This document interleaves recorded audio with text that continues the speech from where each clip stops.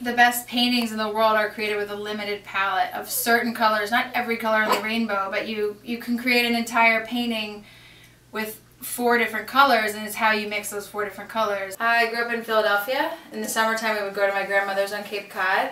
I think I was really lucky because I had parents that let me wear whatever I wanted, whenever I wanted. My mom used to say, I want to see what you're wearing to school, because she wanted to see it because she thought it was fun. My school did not have a dress code, and it was a really liberal school that I went to from kindergarten through 12th grade, and so it was like I knew everybody.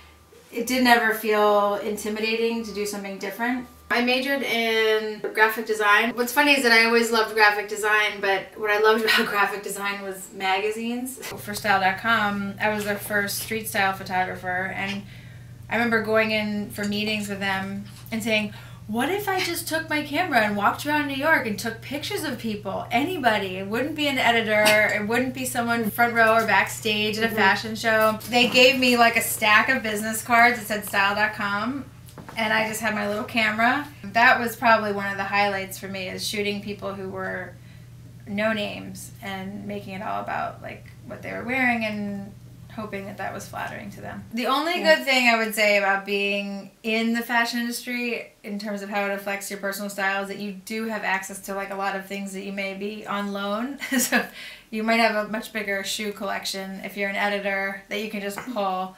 Stripes are just something I'm obsessed with. And this one I like because it has this cool button detail that it buttons to the side. So it sort of does the styling work for you. This bracelet that my mom gave me maybe 15 years ago that I never take off. It's a medieval reproduction from the Louvre.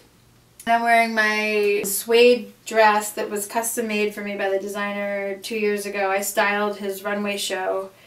And grandmother's earrings. And then these are my Walford leopard tights, which I love. This is a Dolce & Gabbana skirt, which was like a big splurge purchase for me. But I just had to have it because I thought, oh, it's so like femme fatale, film noir, classic. This was my big purchase of the fall, this sort of burgundy rabbit felt hat. This is a vintage Yves Saint Laurent blouse. This is a yellow skirt. These are these insanely amazing Manolo Blahnik shoes. This is a plastic bangle that belonged to my mom when I was little.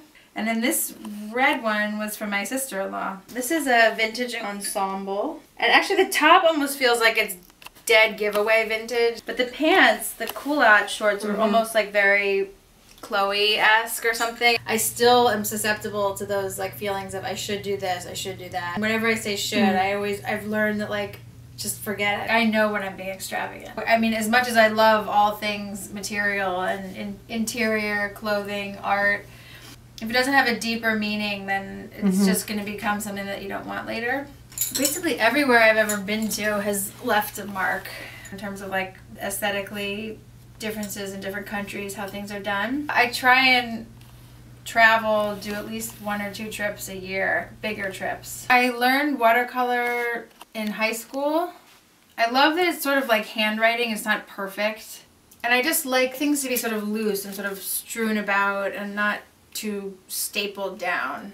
And it's funny because the things that I like to paint are not necessarily landscapes, but they're objects that you find in these environments that are sort of indicative of the inherent style of the place. Like a dish of lemons in the Amalfi Coast. Travel for me is the recharger because in New York I always feel like you have no perspective. You literally have no view of anything. You can't see very far. You need to go and get a view of something. I think that's very inspiring to have a view.